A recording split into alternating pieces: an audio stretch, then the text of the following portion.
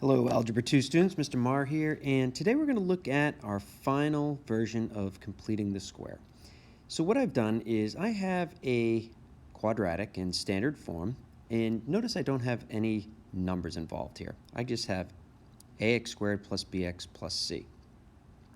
And what I want to do is I want to complete the square for this instead of with numbers, but with variables.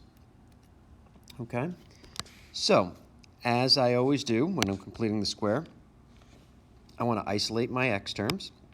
So I'm going to subtract c from both sides. So I have a negative c equals ax squared plus bx. And remember, we always want the coefficient to be 1 in front of x squared. So in order to do that, I'm going to divide every term by a. Okay, so when I do that, I have negative c over a equals x squared plus b over ax. Now you remember that I want to make a perfect square trinomial on my right side. And to do that, I always take this middle term here with the x and divide it by 2 and square it. All right, so since this is a fraction, I'm going to multiply it by 1/2 and square it.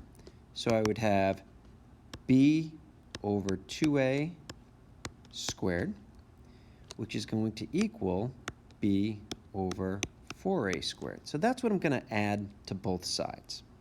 All right, so now I have that added to both sides, and now I can factor the right side because it's a perfect square polynomial. So I'm going to write, I know it's going to be squared. Now my first term is x. Now my second term, if I took the square root of this term, would be b over 2a, okay? And remember, if I had a b over 2a plus another b over 2a, I would get 2b over 2a, which just reduces to b over a, which is our middle term here. All right, so that's what we want. Now, we also want to clean up the left side a little. So we're subtracting these two fractions, right? So we have b squared minus 4ac, and we are subtracting c over a. Now, when we have fractions, in order to add or subtract them, we need a common denominator. So our common denominator here, we need a 4.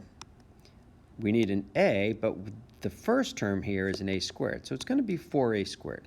So our first term, which is just b squared, is all set because it already has 4a squared as a denominator. The second term, though, that was multiplied by 4a. So we're going to multiply the c by 4a to get 4ac.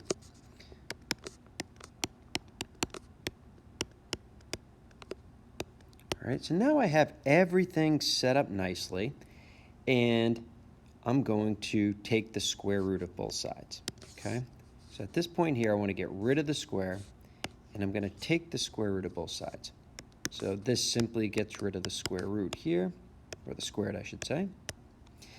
Now on the left side, I have a little bit of a mess. All right, I can't take out the b from the b squared because it's subtracting the 4ac. So that whole thing is going to stay in a radical.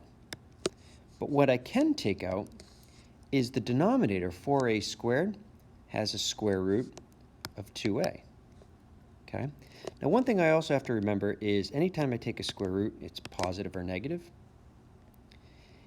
And so now my final step to get x by itself is subtract b over 2a from both sides. Now when I do that, notice we already have a common denominator.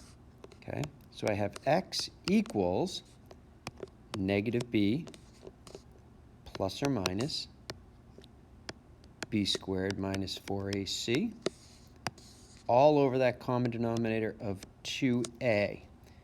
Now hopefully at this point this looks a little bit familiar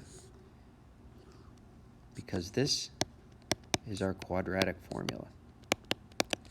All right, and this can be used to solve any quadratic in standard form. It's a universal equation that if you have it in standard form with a, b, and c, you can plug it into this formula. So this is the derivation of the quadratic formula. In our next video, we'll talk about how to use it.